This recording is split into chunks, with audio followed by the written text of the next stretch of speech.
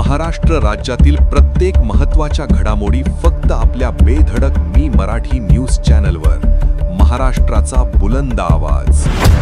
प्रकाशा येथे अनधिकृत HTBT कापूस बियाण्यांवर धाड. 8 लाखांचा मुद्देमाल जप्त. 2 जणांविरुद्ध गुन्हा दाखल. गुजरात राज्यातून विक्रीसाठी आणण्यात येणाऱ्या अनधिकृत HTBT कापूस बियाण्यांवर कृषी विभागाच्या जिल्हा भरारी पथकाने प्रकाशा, तालुका शहादा येथे धाड टाकत मोठी कारवाई केली.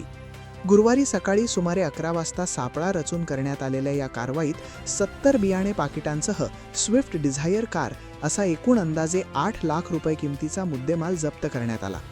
कृषी विभागाला मिळालेल्या गोपनीय माहितीनुसार राज्यात बंदी असलेले HTBT बियाणे गुजरातमधून विक्रीसाठी आणले जात असल्याची माहिती मिळाली होती. त्यानुसार प्रकाशा येथे सापळा रचण्यात आला.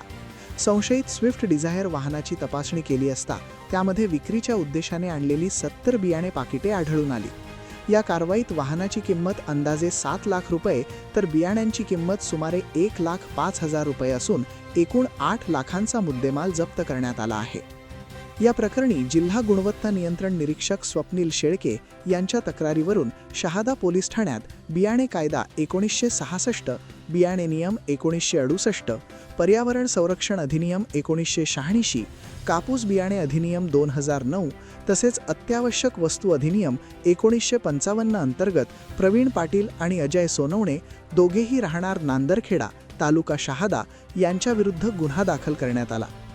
ही कारवाई जिल्हा गुणवत्ता नियंत्रण निरीक्षक स्वप्नील शेळके, कृषी अधिकारी सुरेश साठे, मोहीम अधिकारी सचिन देवरे, कृषी विकास अधिकारी किशोर हडपे तसेच पोलीस निरीक्षक हेमंत कुमार पाटील आणि सहाय्यक पोलीस निरीक्षक गणेश सूर्यवंशी यांच्या पथकाने केली. बेधडक मी मराठी न्यूजसाठी सुमित गिरासे, शहादा.